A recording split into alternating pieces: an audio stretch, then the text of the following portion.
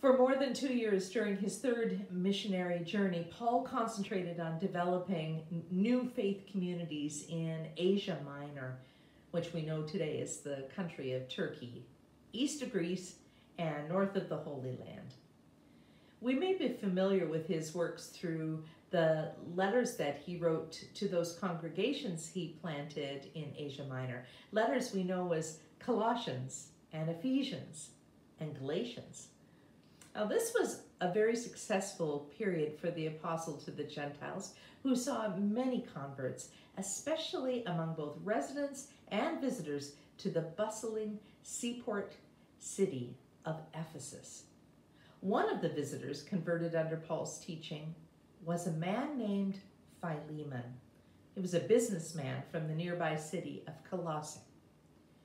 In the Bible book that bears Philemon's name, Paul addresses him as beloved brother and as fellow worker, a title given to those who served for a time alongside Paul.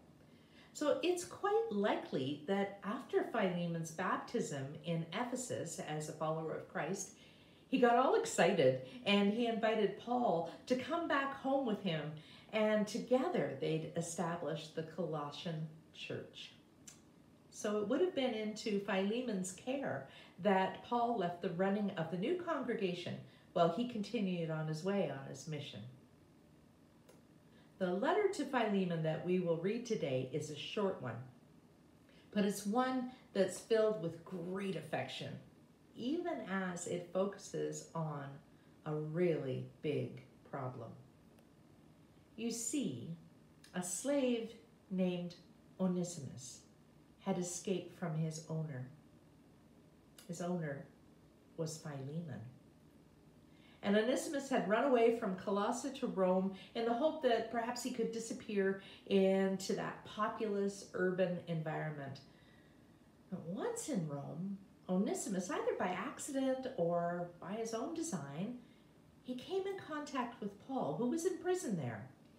And Paul, through his guidance, promptly led the runaway slave to faith in Jesus Christ.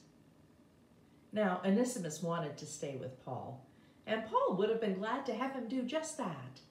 But Paul knew that the relationships that had been broken when Onesimus fled could not be ignored, but needed to be repaired.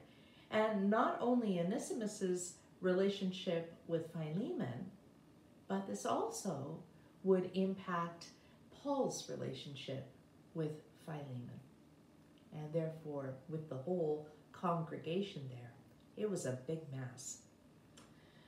So Paul had already been planning to send a letter to the Colossian church along with someone else traveling back that way. So we think in about AD 60 or 61, from a prison cell in Rome, Paul wrote a personal letter to Philemon, and he sent it and Onesimus the slave back to Colossae.